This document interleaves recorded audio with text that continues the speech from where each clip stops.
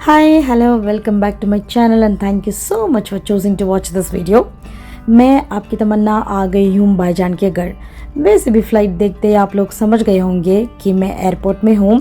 जी हाँ, हम अज़रबैजान के कैपिटल सिटी बाकू आ गए हैं। So let's dive in.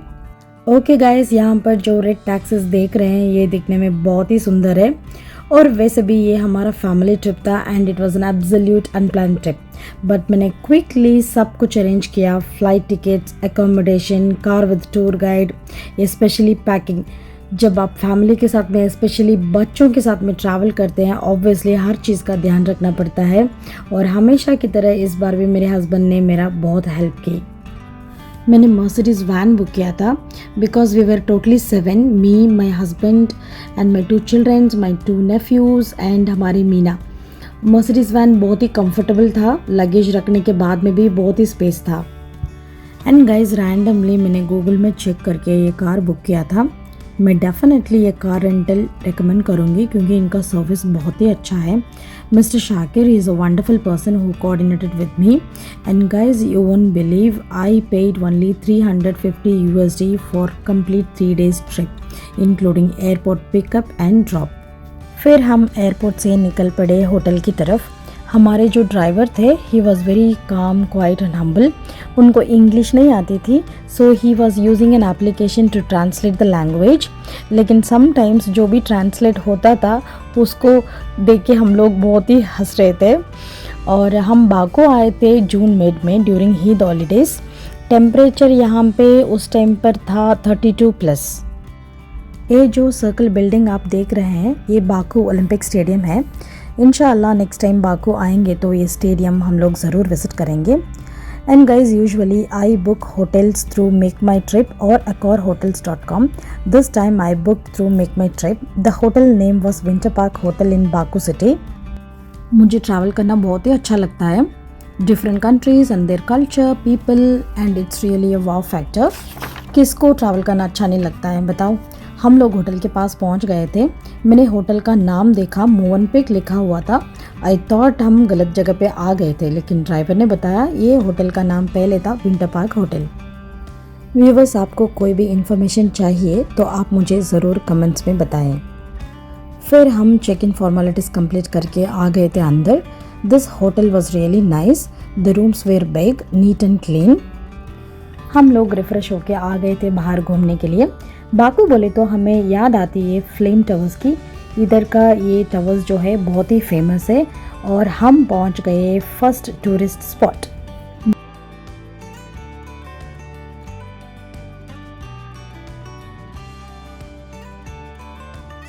Baku city में ये जो प्लेस का नाम था harmony of antiquity and modernity. यहाँ पे नियरली 300 से भी ज़्यादा स्टेप्स था। देखते ही मैंने तो मना कर दिया कि मैं नहीं चढ़ पाऊँगी, but my husband was insisting like you can do it. So somehow I manage to get there.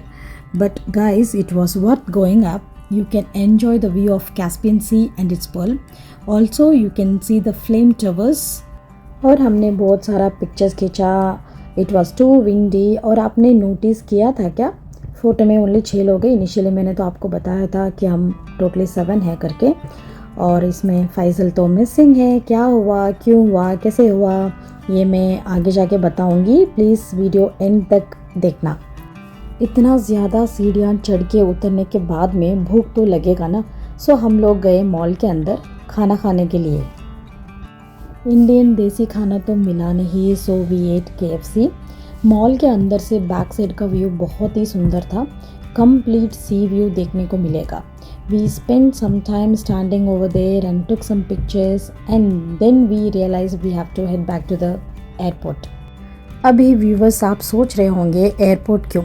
जी हाँ, जो मिसिंग था उसको पिकअप करने के लिए एयरपोर्ट आ गए थे। एग्जैक्टली हुआ क्या था मैं आगे जाके बताऊंगी। फिर फैज़ल को पिकअप करके हम लोग आ गए थे बाकू सिटी सेंटर में। यहाँ आने के बाद में आपको फील होगा कि आप यूरोपियन सिटी के अंदर हो। यहाँ के स्ट्रीट्स, रेस्टोरेंट्स लाजवाब है। This country nestled at the crossroads of Europe and Asia. यहाँ का जो rich culture, stunning landscapes and specially Azerbaijani people का जो वार्म हॉस्पिटैलिटी है, बहुत ही ग्रेट है।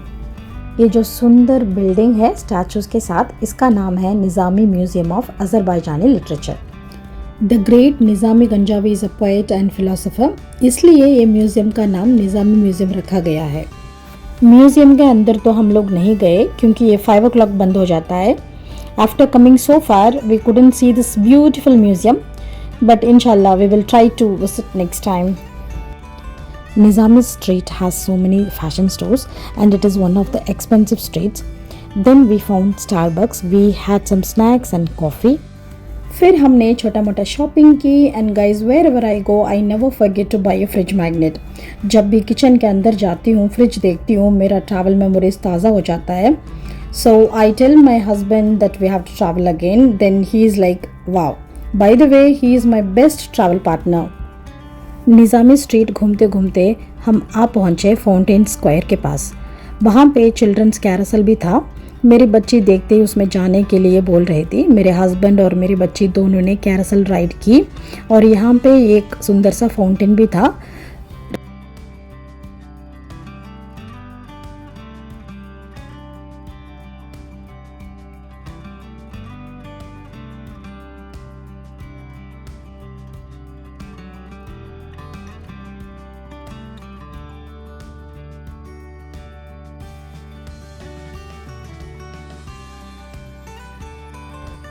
नेक्स्ट डे ईद प्रेयर के बाद हम निकल गए कुबा।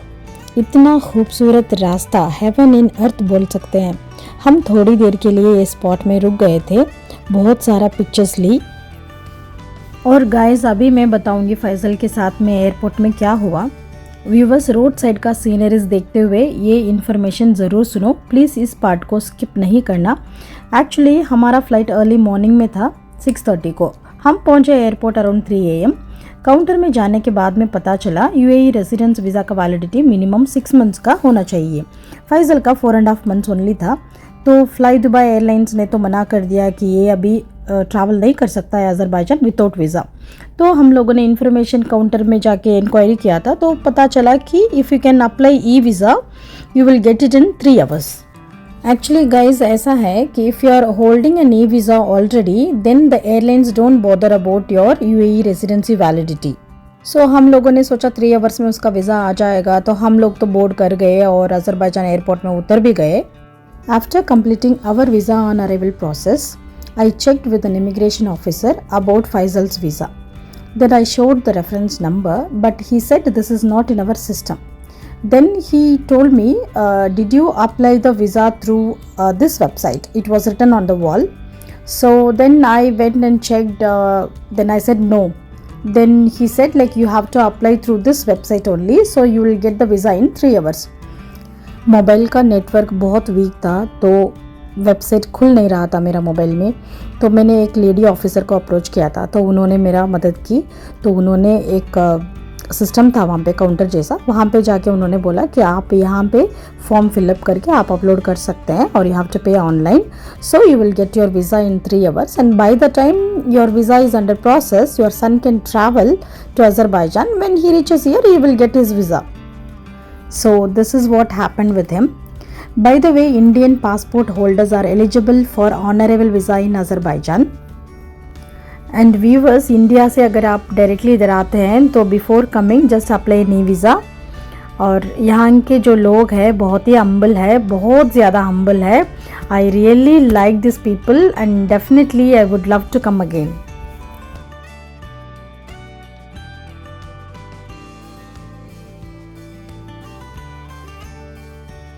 और 2.5 घंटे की ट्रैवल करने के बाद में हम पहुंचे माउंटेन के पास। बहुत ज़्यादा भूख लग रहा था। हमारा ड्राइवर लेके गए थे एक सुंदर सा रेस्टोरेंट में। इधर का नज़ारा बहुत ही खूबसूरत था और इधर का मौसम भी बहुत ही अच्छा था। इस प्लेस का नाम जो है मस्त दरगाह। इधर आपको अलाउ करेंगे only if you use their restaurant.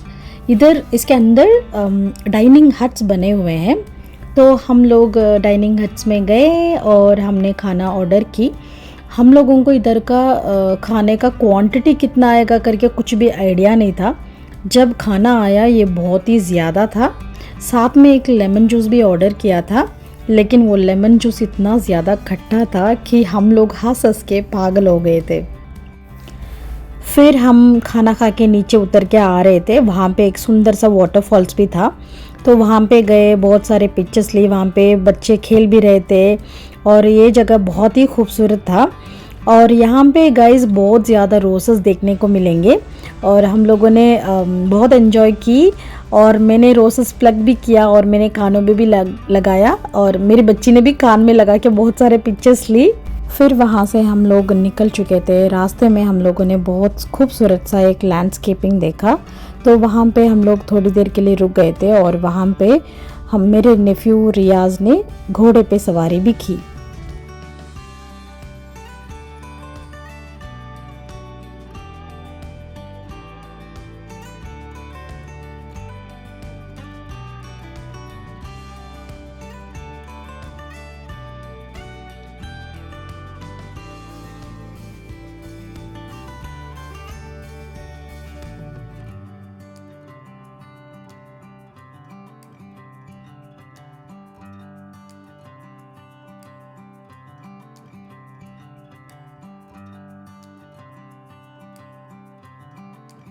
Day 3 evening में हमारा रिटर्न फ्लाइट था, सो उसके अकॉर्डिंग मैंने प्लान किया था सिर्फ एक ही जगह देखने के लिए और हम गए यानरदाग।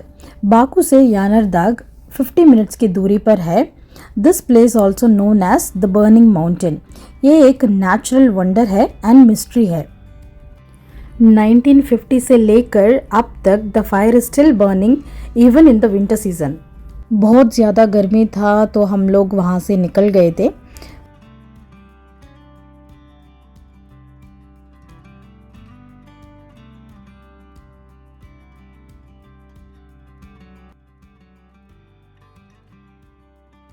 रास्ते में हैदर अलीव सेंटर देखा। ईद के वजह से वो सेंटर बंद था तो हम लोग देख नहीं पाए, बाहर से देखा और बच्चों ने पिक्चर्स भी ली। फिर हम मॉल में गए थे, थोड़ा बहुत शॉपिंग भी की। फिर हमारा टाइम ऑलमोस्ट हो गया था तो हम लोग एयरपोर्ट की तरफ निकल गए थे और हमारा 2024 का ईद बहुत ही यादगार रहेगा। व्यूवर्स प्लीज़ आपका विचार शेयर करें और कौन सी कंट्री देखना चाहोगे अगले वीडियो पे ज़रूर बताना। अगर आपको ये वीडियो अच्छा लगा तो प्लीज़ लाइक करो, शेयर करो और कमेंट भी करो। बहुत ही जल्दी अगले वीडियो में मिलेंगे। Until then bye bye.